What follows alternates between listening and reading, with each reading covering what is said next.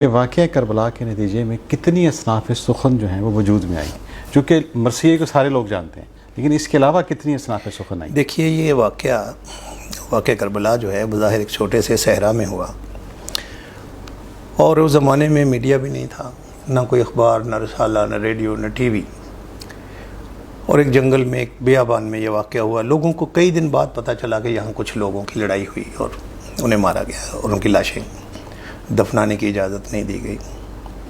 لیکن آج دیکھیے یہ واقعہ، اس کی اثر اندازی جو ہے زندگی پہ، معاشرت پہ، باقی چیزوں پہ، کہ آج یہ واقعہ جو ہے وہ اپنے اصل وطن سے نکل کے پوری دنیا میں، پھر اس واقعے نے صرف ادب کو متاثر نہیں کیا، اس واقعے نے ہماری پوری زندگی اور پوری معاشرت کو اتھل پتھل کر دیا۔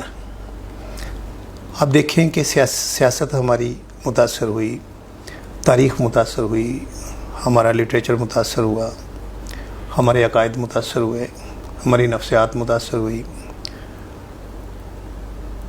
ہماری معیشت متاثر ہوئی، جو ہماری فوجی اسٹریٹجی متاثر ہوئی، ریاست کا موقف متاثر ہوا۔ تو اس واقعے نے یعنی شاعروں کو، نقادوں کو، اب دیکھیں نا، اس نے جو مصور کے برش کو متاثر کر دیا، سنگ تراش کا تیشہ متاثر ہوا، گانے والے کا سوز متاثر ہوا، خطیب کی خطابت۔ تو جیسے جیسے آپ دیکھتے جائیں گے، سیاستدانوں کی حکمت عملی، ریاست کا موقف، سب کچھ بدل گیا اس واقعے سے نا۔ حتیٰ کہ آپ دیکھیں کہ ہماری دینی زندگی یا سیاسی زندگی جو تھی، اس میں ایک بڑا گروہ جو ہے وہ ناراض ہوا اور ناراض ہو کے الگ ہو گیا، یہ اسی واقعے کے نتیجے میں۔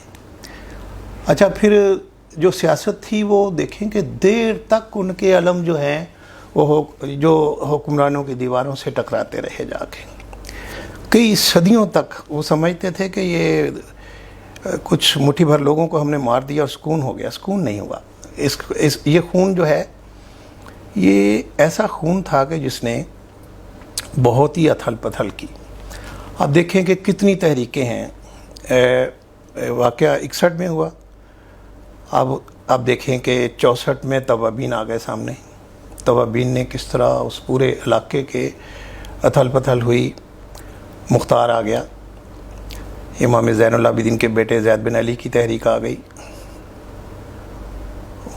خراسان سے ابو مسلم خراسانی اٹھ کھڑا ہوا، یہ آپ کے جو ہیں شاشی امامی آ گئے سامنے، نفس زکیہ کا قیام سامنے آ گیا۔ تو آپ دیکھیں کہ پھر سکون نصیب نہیں ہوا۔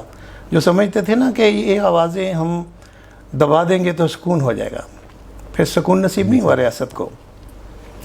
اور یہ نئے سوال کھڑے ہو گئے کہ فرد اور ریاست کا جو تعلق ہے اسے ریویو ہونا چاہیے۔ یہ جو بنی امیہ کا طریقہ واردات ہے، لوگوں نے وہ قبول کرنے سے انکار کر دیا۔ لوگوں نے، ریاست نے جسے باغی کہا تھا، لوگوں نے کہا وہ ہیرو ہے۔ ریاست جسے ایک فساد برپا کرنے والے لوگ کہا، جس گروہ کو، انہوں نے کہا یہی تو سید شہداء ہے۔ تو ریاست کا موقف، ریاست کو بھی اپنا موقف جو ہے سمیٹنا پڑا، حکمت عملی جو تھی اس میں تبدیلیاں کرنی پڑی، اور رہا لٹریچر، صرف لٹریچر نہیں، جتنے شعبے ہیں فائن آرٹس کے، باقی شعبے ہم ایک ایک کر کے ذکر کریں گے، لیکن جو فوری طور پہ ہم دیکھتے ہیں کہ جو اصناف جو ہے واقعہ کربلا سے متاثر ہو کے ماض وجود میں آئی ہیں، ان میں پہلی جو ہے وہ اردو مرثیہ ہے، پھر سوزخانی ہے، سوز و سلام، پھر نوحہ ہے، منقبت ہے۔